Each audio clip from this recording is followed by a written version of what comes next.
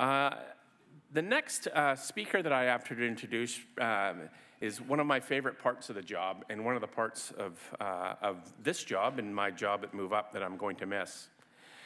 Harry Bains was first elected in May 2005 and was re-elected in 2009, 2013, 2017, and 2020. He has been Minister of Labour in British Columbia since 2017. Harry has been active in the Surrey community for many years. He served on the Kwantlen University College Board of Governors from 1993 to 1999, including as a vice chair for 3 years. He's also volunteered with community organizations, including Habitat for Humanity. Harry has an extensive background in community service, and he was elected Officer of Steelworkers IWA Canada, Local 2171, for over 15 years. He served as vice president of his local, where he led negotiations and engaged in bargaining for better working conditions for working people. Harry and his wife, Rajinder, live in Surrey. They have 2 children, Kulpreet and Jasmine. There is not a labor event when our Minister of Labor isn't here speaking to working people. He comes to all of our conventions. He comes to all the BC Federation of Labor conventions. He's there for any union member who wants to speak to him. And I will greatly miss being president with Harry Bains as our Minister of Labor. So it's my great pleasure to have Harry come up and say a few words.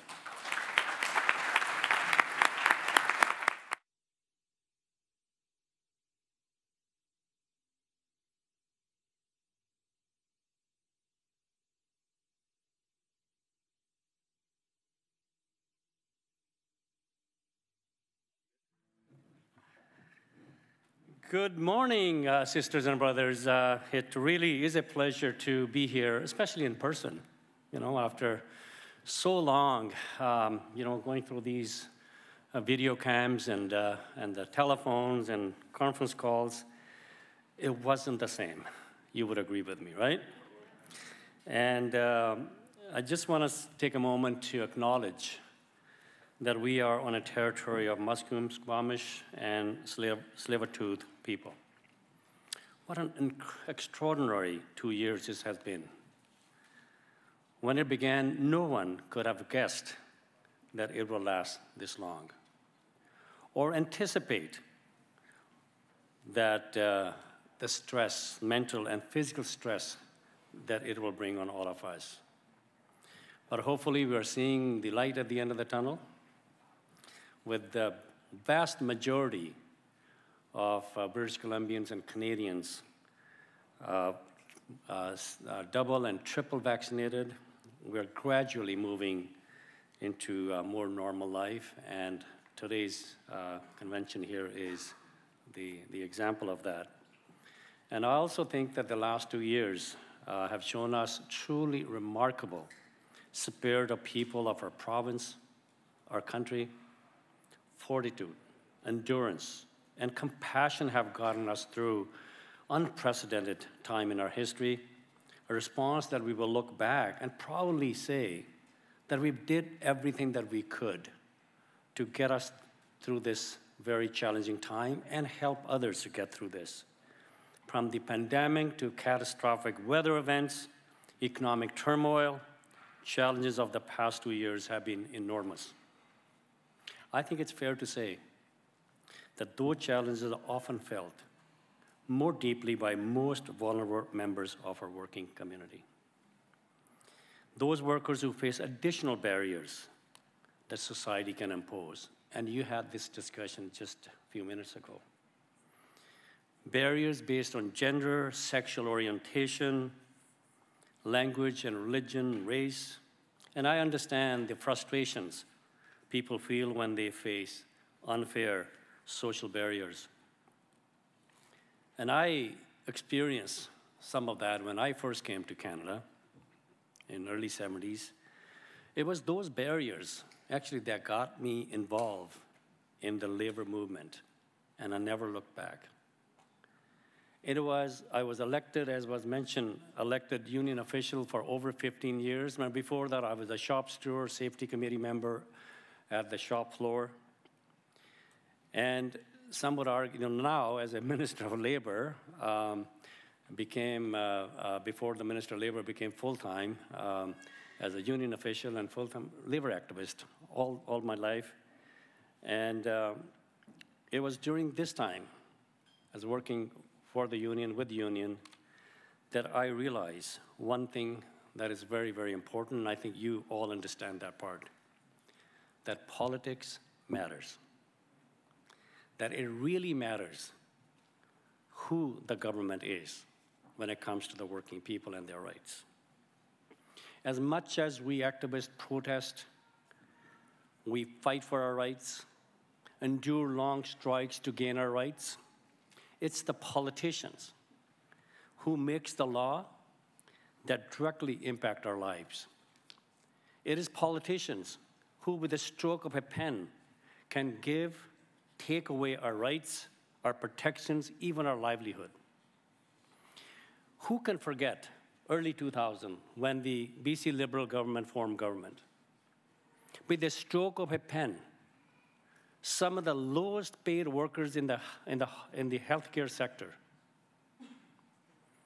over 8,000 of them were thrown on the streets so that their friends could come in and take over their jobs as contractors. Many of them lost their jobs permanently. Some of them were brought back with half the wages. That was their approach, how they treat working people in this province. They put one person in a posh downtown boardroom, rewrote the labor law. No consultation with labor, no consultation with anybody else. They put another person in another posh room and rewrote the Workers' Compensation Act. No consultation with anybody. Believe me, those laws were not to favor the working people. It was those laws that cut injured workers' benefits. It was those laws that made it almost impossible to join unions. It was those laws that some of the most vulnerable workers who have no union protection, they shut down half of those employment standard offices, and then they laid off half of the officers from those offices. If that wasn't enough, they threw in what they call a self-help kit. Poor worker, if they feel that their rights have been violated, the wages haven't been paid, when they file a complaint with the employment standard or they attempt to, they were told, take this stack of paper, you go fill this form, go and talk to your employer who cheated you out of your wages in the first place before they will take your application. The end result was the desired result by that government. They used to get about 11,000 to 12,000 complaints every year at the employment standard.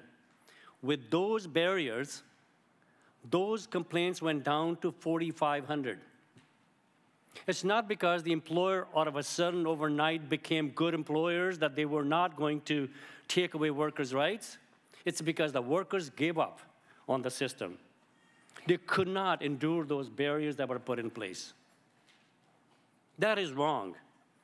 So on top of that, they froze wages of the lowest paid workers in this province for 10 years. 10 years. And at the same time, they gave tax breaks to the 1%, the highest wage earners in this province. Think about what kind of government that was. Did they have a heart anywhere in their body? Not so. And when we formed government, we knew there's a lot of work need to be done. First thing we did, minimum wage was one of the lowest in the country, and we put a system in place with the gradual, predictable wage increases to get us to at least $15. And June last year, our minimum wage became $15.20 an hour, the highest of all provinces in this country.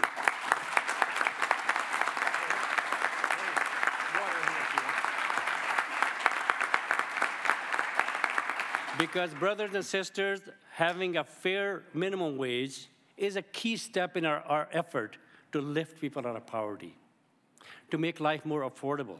and have a strong and inclusive economy. And you talked about what inclusivity means to working people and our society here. Inclusive economy also means tackling inequities based on gender, such as the lower minimum wage for the liquor servers, because 82% of them are women. Their minimum wage was less than the minimum wage that they froze for 10 years. It was one of the lowest in the country to begin with. And more broadly, this systemic discrimination in the workplaces that sees women being paid less than men doing the same work. Which is why I was pleased to join with our Parliamentary Secretary, Grace Lohr, to start consultation with stakeholders, with women, with working people, and others to make sure that we close that gap, because I believe, and our government believe, men and women doing the same work must be paid same wages, period, full stop.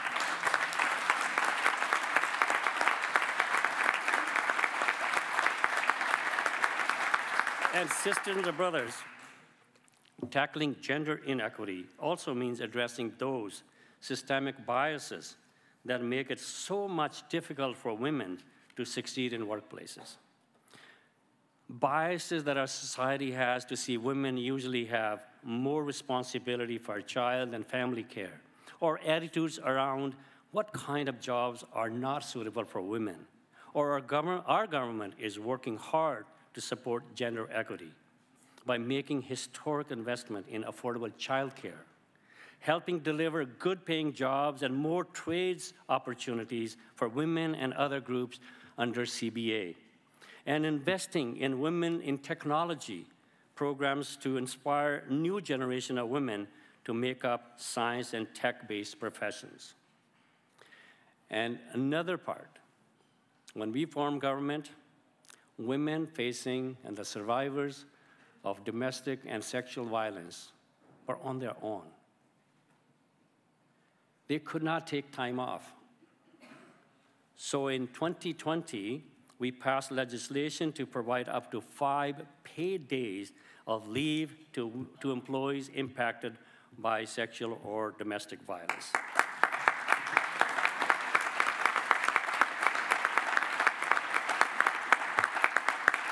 This would help them, their families, to heal and rebuild their lives. And no one should ever be a target of violence or oppression because of who they are or who they love. What we know, many people face this every day.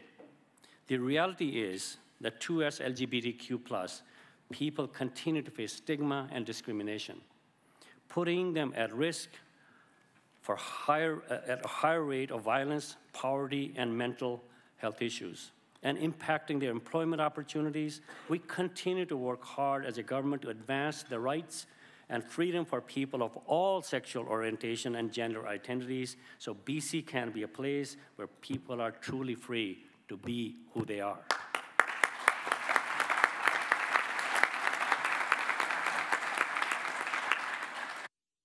Now, I'm going to touch on some of the achievements, because we talk about what we need to, what we desire to achieve as working people. And that is the right thing to do.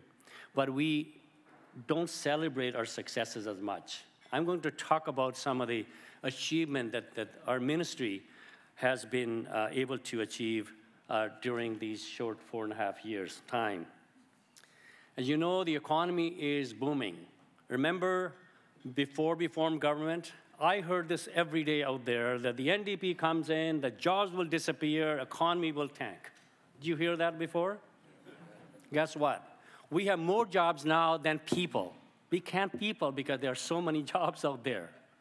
And our economy is the best in the country. We have one of the lowest unemployment rate in the country. And everyone wants to move to British Columbia because we have so many good laws for workers to enjoy and benefits to enjoy. Last year, over 107,000 people moved to BC. And over 40% of them came from other provinces because they see the opportunity, they see the job opportunities and all the good living that they can enjoy here as workers. So I'm going to touch on some of the highlights because our list is a long one. And I know Brother Laird Cronk warned me that I should not, cut. Oh, he's saying, cut because he wants to. It's part of his speech, right? Here we go, Laird. You don't have to speak too much.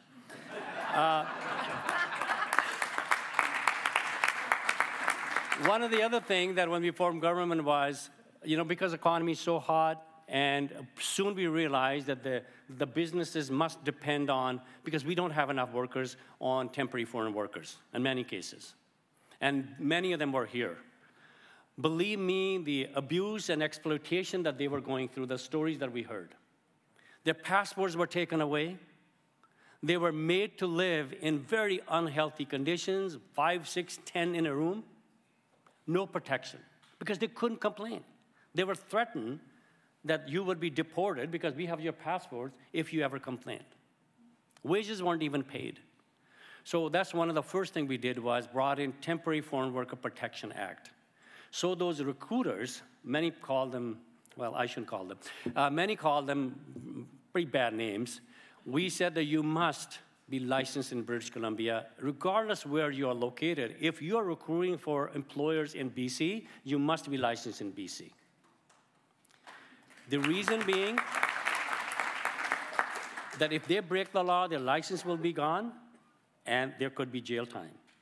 On top of that, the employer who need those temporary foreign workers, they must be registered with us, so that if they exploit those workers and break the law, that we will pass that information to the federal government, and they will never be able to bring another worker as a temporary foreign worker.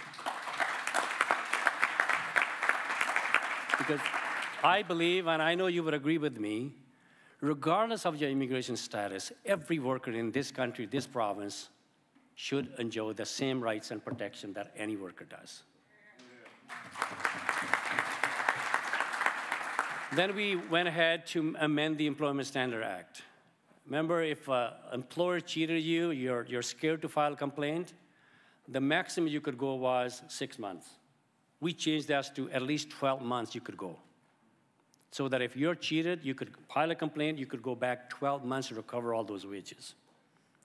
We removed that useless self-help kit. Gone.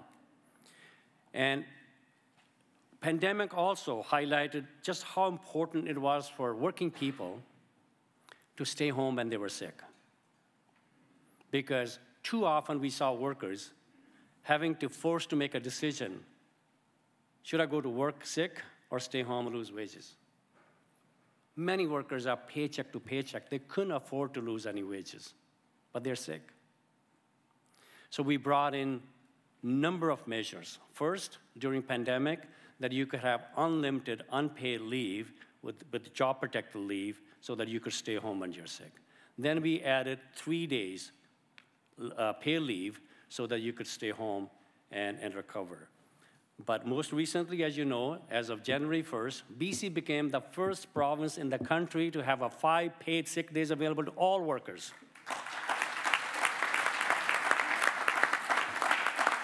And let me tell you, soon you make a law, you'll find somebody out there who will find some loopholes.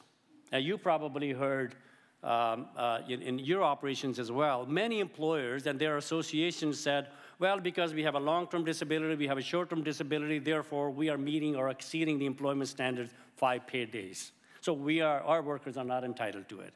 We moved quickly, we shut down that loophole as well. Now, workers, whether you have a collective agreement or not, whatever language you have in collective agreement, every worker in British Columbia is entitled to 5 paid sick days.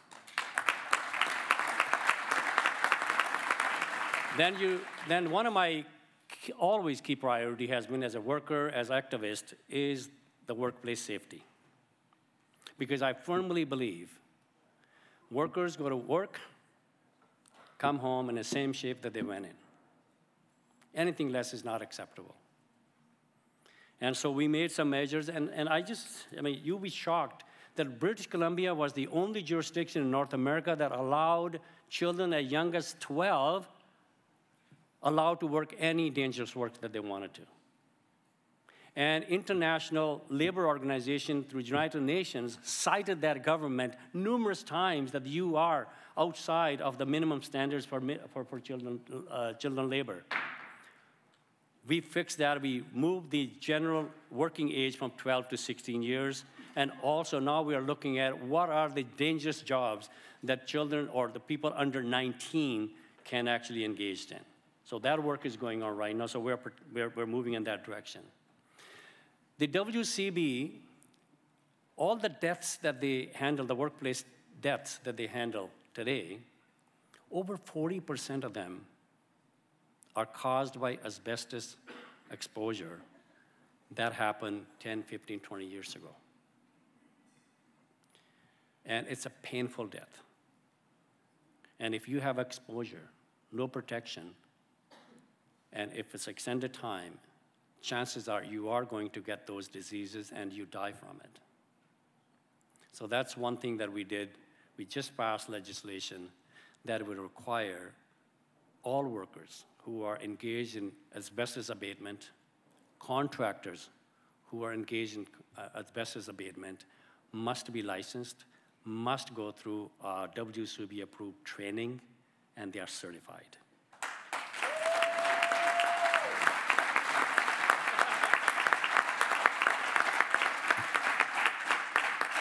And I want to also, there are a number of changes we brought to workers' compensation system through Bill 23, but there were others, policies and procedures through a number of reports. Paul Petrie, many of you will know, 41 recommendations, and most of them are implemented. Lisa Help, she came in, she was brought in by us, criminal lawyer, because we want to make sure that those employers, due to their negligence, someone dies at workplace or injured seriously, they must be held accountable criminally. That's what the Best-Way Bill is all about.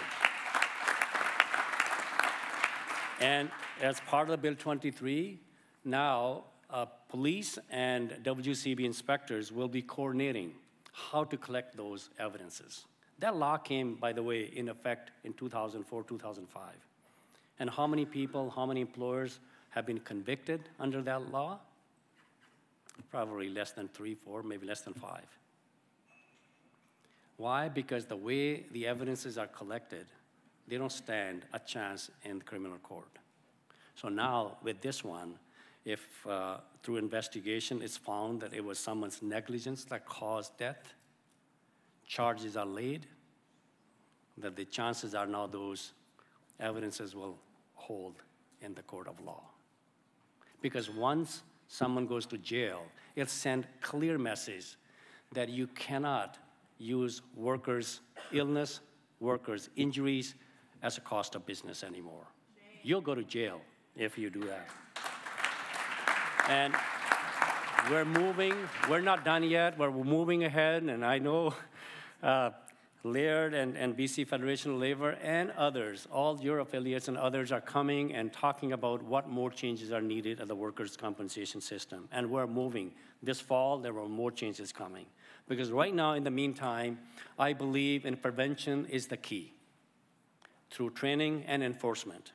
And then if worker is injured or become ill at workplace, that their claim, when they're dealing with the claim, that they are treated with respect and dignity, they get the support that they need in health care and rehab so that they go back to their pre-injury job. And that's the kind of system. We're changing the culture of the WorkSafe BC. It was 16 years of culture of denial. We're changing that. We have a new CEO, we have a new board. They're all moving in that direction. It takes time when you're talking about culture of a big, large organization. Those workers are doing everything they can. It's not their fault. It's what they're given to work with. So we're changing, we're giving them tools so that they can make right decisions. And I just want to say that as much as we as politicians like to take credit for all the changes that we talked about, I'll talk about it a little bit later, but there are a few other things I want to talk about. There was another part that was when we formed government, contract flipping. that was so common, especially in healthcare and long-term care places. Workers may join a union there, but before they realize the contractor changed, their certification, their collective agreement was gone with it. So their jobs were gone because they didn't have any successorship rights. That's another thing what we did through labor code changes, to provide successorship to maintenance, the building maintenance workers, to bus transportation providers, food providers, security services, and non-clinical healthcare healthcare workers. Because in healthcare especially, long-term care homes, sometimes those seniors, the workers are the only family they have, only people that they know. When they are removed and brought new one, it is such a trauma they go through. So no more. If new contract comes in, same worker will continue to enjoy the collective agreement through successorship. And I am so happy to say that working closely with my working, I don't know where he find any time to talk to anybody, Adrian Dix, working with him, we repealed the draconian Bill 29. I was so happy when we did that.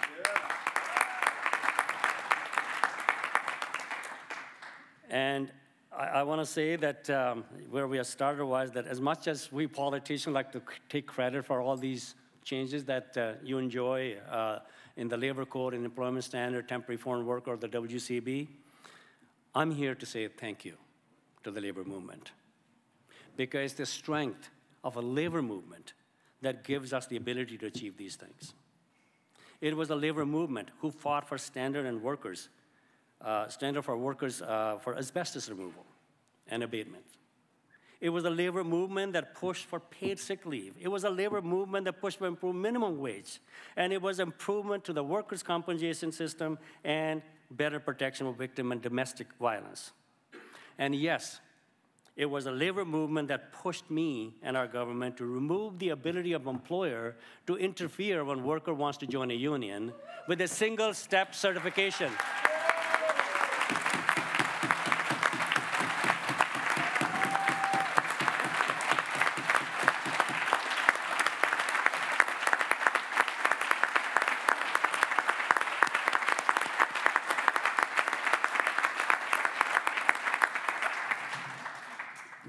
This is probably the most important part of my speech.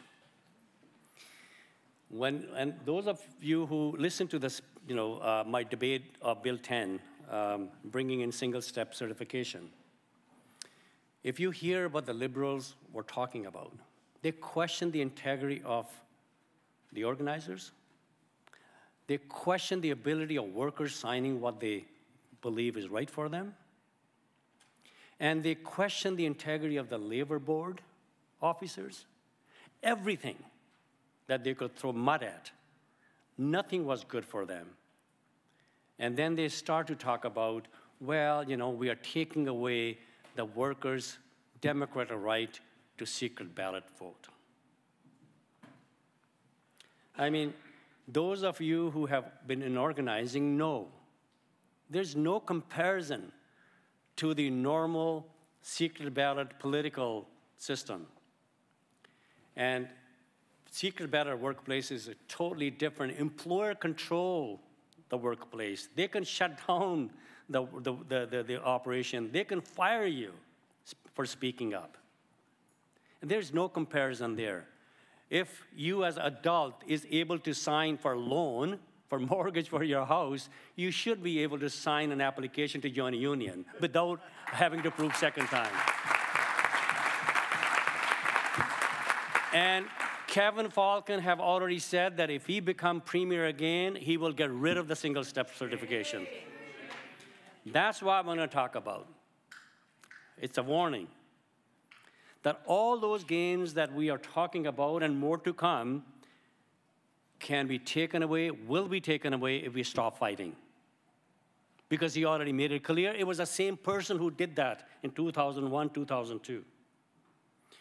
And I can tell you, if we are not vigilant every day to protect our rights, know who the government is, who speaks for you, all of that is for naught. We've seen that in British Columbia, so we don't need to go into big, deep history. It just happened in 2002, 2003. It will happen again within first 90 days if he ever formed government. So it's our responsibility to make sure when we go back into our workplaces that we talk about our achievements, celebrate those achievements, and remind everyone that they can be taken away, they will be taken away if we're not careful how we vote next time. If we're not questioning that BC Liberal Party because they are hell-bent to take every right that you have, because he's already openly talking about it. I mean, this is the person who sold land in Surrey that was set aside for hospital. If that wasn't bad enough, it was sold for $3 million less than the assessed value to his friend and donor. Shame. And it was the same person who sold more land in Coquitlam and Port Coquitlam, big parcels of land, number of parcels of land, whose assessed value was $125 million. He sold it to his donor, $82 million. $40 million gift. You want to trust this guy with your dollars? This is the guy who's coming in and saying that I know how to run the economy. That's how he's going to run the economy. Sell your assets so that his friends can benefit. We will never should allow that to happen. I know you will never let that happen. Thank you very much for having me here.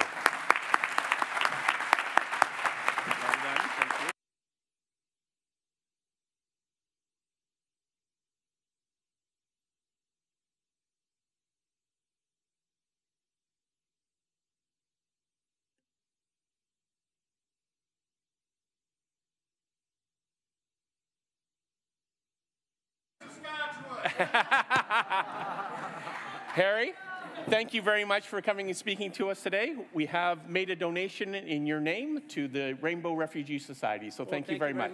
Thank you. Excellent. Hey. Oh. Sister, come on over. We don't have time. No, we don't. We're already behind.